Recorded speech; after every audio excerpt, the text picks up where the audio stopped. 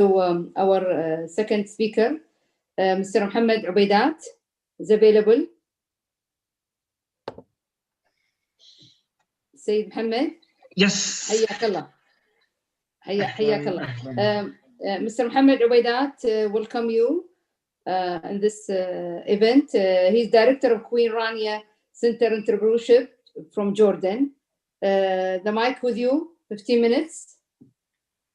Thank you very much. It's a great pleasure to be with such a group of great people, and it's a great pleasure to be connected with Kuwait again after having spent 1 year and a half working there.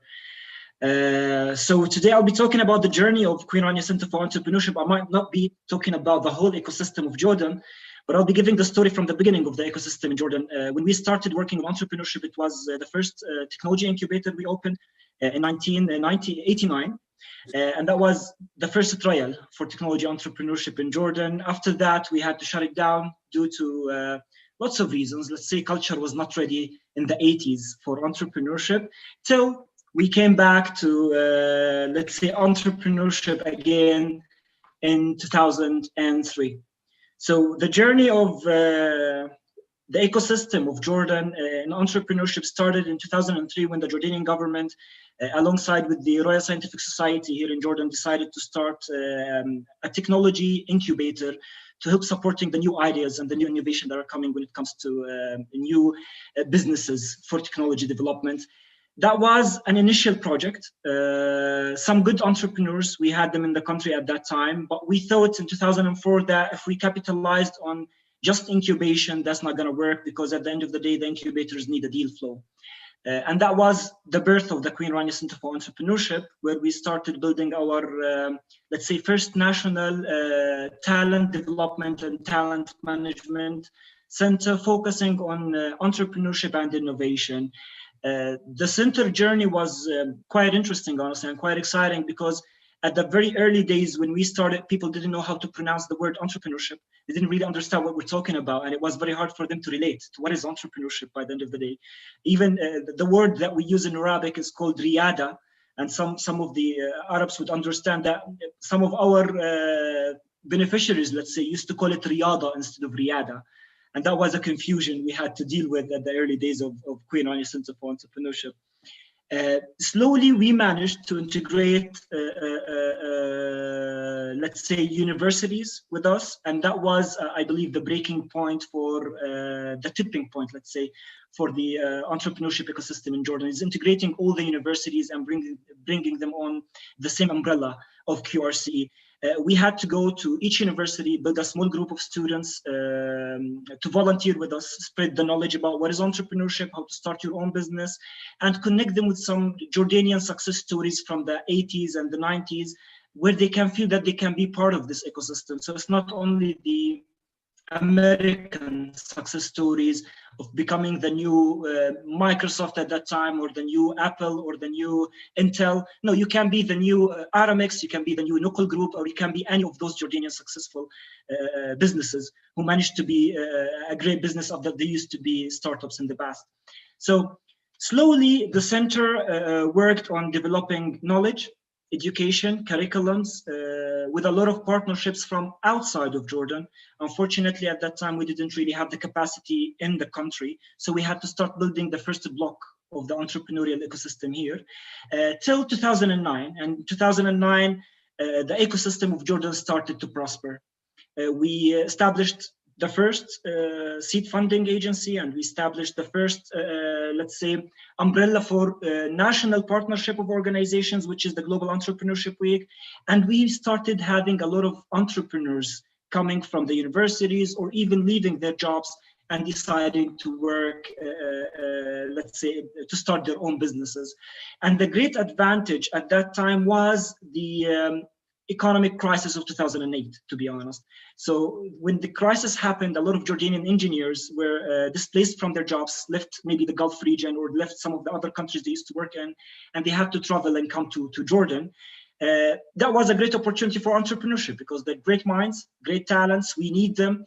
And those guys came with new ideas, new innovation that they wanted to start with. And that helped building the first blocks for a successful ecosystem here in the country. Slowly, since 2000 projects, let's say, and small startups, but we noticed that there is a problem when it comes to funding. And that was where we had to partner with many other organizations focusing on, let's say, bringing funds from outside of the country and establishing smaller funds here in Jordan. And those funds were either supported by the Jordanian government or supported by international investors. And the great support was coming from the donors as well to help establishing the first group of funds that focusing on investment in startups in Jordan. Until 2014, let's say, all of our ecosystem was focusing on IT and thinking about how we can have the new application, the new website. Let's have a new software developed for a new type of, let's say, service. But we never had any type of focus on hardware development or hardware innovation, even though the industrial revolution was coming and there are new stuff that we have to focus on in the country and start building the capacity for it. And that was the reason in 2014, we started introducing what we call a venture lab, which is, I would say it could be a small cornerstone for a fabrication lab to give the students and the entrepreneurs and the engineers the opportunity to start prototyping their ideas, to start putting together their first innovation when it comes to hardware, and building a little bit of traction around how they can be really successful entrepreneurs in the hardware domain. That was very challenging, to be honest, especially in a country that's focusing on service. We are a service-based economy for ages. We didn't really work that much on manufacturing, except for a small manufacturing initiatives. So we had to reinvent, let's say, our entrepreneurial ecosystem and start building new organizations and modifying some existing organizations to be able to fit hardware innovation and new type of business models that we never used to have before, till 2018, where we had the first, let's say, accelerator focusing only on hardware development. We had a researcher to innovator program, which is focusing on bridging the gap between the academia, the professors who are building great ideas within their labs, and the entrepreneurs who only think about how they can turn it into money and products. And that was a successful thing where we had a lot of our entrepreneurs joining efforts with the university professors, introducing new products, registering them as patents, and making sure that they have a new IP where we can really start building startups based on IP and based on hardware technologies. In 2018 as well, we started thinking of building a new type of incubation processes, which is not just isolated incubators here and there. Let's build an ecosystem of incubators that supports the rest of entrepreneurship ecosystem across the country. And that was the birth of the iPark ecosystem, let's say. iPark currently is an incubator based in Amman with focus on growth-based businesses and the startups who managed to secure their first rounds of funding, and today they are doing well. But it's also supported by 4 other incubators, one of them focusing on students and creating culture and helping students to start coming up with simple products, and 3 incubators, one of them is focusing on hardware that can be turned into real businesses at the early stage, where we give them seed funding so they can be prepared and ready to join the growth stage of iPark. And another incubator focusing on tourism, and the main objective of that incubator is to make sure as well that we have new type of ideas and business models introduced for one of the most important, let's say, economic sectors that we have in Jordan, which is the tourism industry. And another incubator that focuses on the gig economy, because we've noticed in 2018 onward that a lot of the business models today are focusing on the shared economy, and it's proven to be successful in some industries. So we thought, how about having this special incubator in partnership with the Google Foundation in the United States, helping just the ideas that focuses on shared economy, where they can be integrated with the other startups in their domain, as well as opening new job opportunities for the Jordanians who are seeking, let's say, to enter the employment market, but they couldn't due to the economic challenges that we are facing in the country. Until 2020 and the beginning of COVID, which is, we personally see it as a great opportunity, to be honest. The COVID was indeed a hit for a lot of industries, in particular the tourism industry. So we have one of our incubators had to stop its operation and reconsider what they have to do during these times. But as well, it opened a great opportunity for the digitization and entering the new market with a full speed, let's say. And that opened a lot of horizons for us, either as an ecosystem for entrepreneurship or for our beneficiaries from the startups. Today we have, as a matter of fact, as we speak, we're hosting the Global Entrepreneurship Week, which is going to end in Sunday. But this Global Entrepreneurship Week, for the first time ever in Jordan, is fully virtual. We have 220 activity running virtually. We managed to have students from areas, maybe it's considered to be remote areas with limited internet connection or limited internet interest anyways.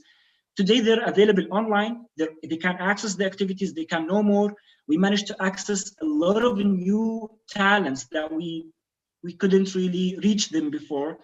At the same time, a lot of our startups managed to enter a new domain of technology and start targeting customers that they couldn't really reach before. So from 2008, that helped us shift our, let's say, ecosystem focus and grow our ecosystem development, which was a crisis at the time, to 2020, which is another crisis, but actually it's being a great help for us to integrate a new type of people, to introduce new type of technologies, and opening new markets for our startups and to the people that we are working with.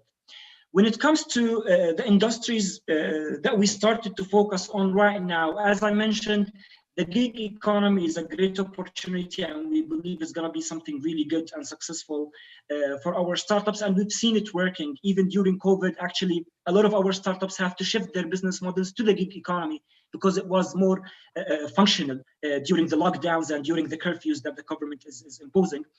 Another focus that we feel we're still missing a lot on it, but we have to focus much more on it, is the women empowerment in the digital area.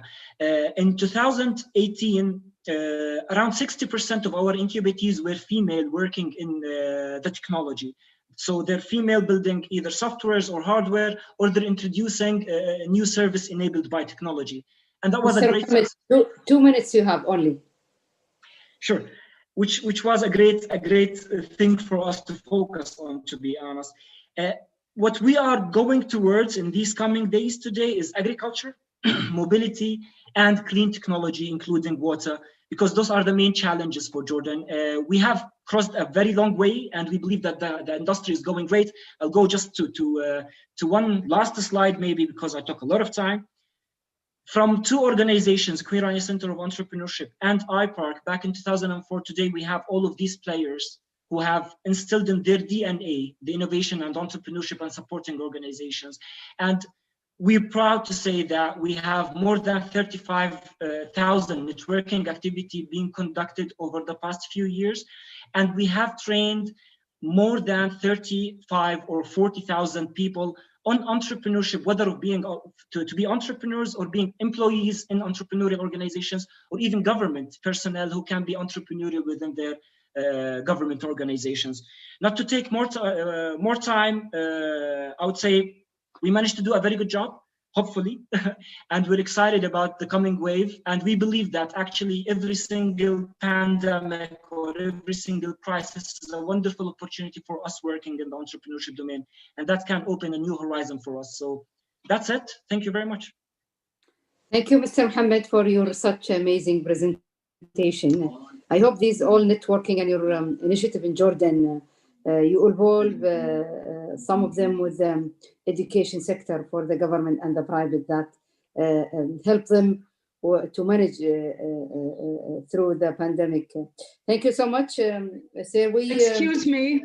Excuse me, Dr. Salwa. Thank you so much, Mohammad, for your presentation.